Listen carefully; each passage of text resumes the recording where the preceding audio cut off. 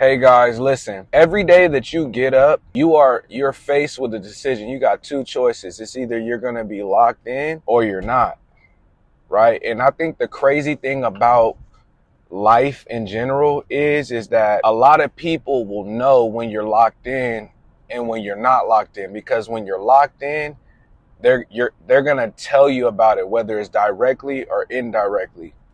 And when you're not locked in, they're just going to treat you like you're average, right? Every interaction is going to be average. Wherever that takes you mentally, let it take you. For a lot of people, that's going to be high and goodbye. But when you're locked in, a lot of people want to know, dang, what is it about you that's different? Something about you is different. Even your closest inner circle, they'll know, because something about you, something about your approach, something about when you engage in conversation is different. So when you get up today, I want you to make the decision to be locked in, right? And here's the crazy thing. Even even when you're locked in, let's talk about your walk, right? Let's talk about your walk with Christ. When you feel that you're locked in, you're like, okay, I'm gonna get up, I'm gonna pray. You might even read your devotion, whatever you choose to do to lock in with God. That's what you do. But even in that, you may not be locked in, and stay with me now. You may not even be locked in. You might just be going through the motions. So, and here's the crazy thing is, you know when you're going through the motions, and you don't, and you know when you're not going through the motions, right?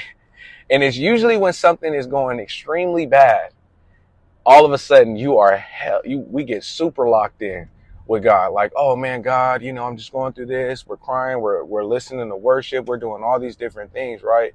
But then when everything is kind of going good or going normal or just simply just coasting through, just going in the right direction, we just tend to go through the motions.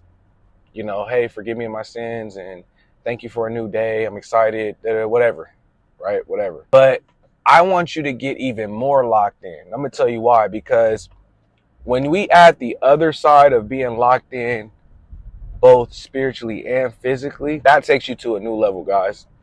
I'm sorry. Like, everything around you goes in a great direction when you are locked in both physically and both spiritually and physically, because both require huge sacrifice. Like, you have to physically sacrifice something in both of those. I'm gonna tell you why. Because for most of you guys, you're working professionals, and if your life is similar to mine, I'm extremely busy. I'm extremely busy. I run my own business.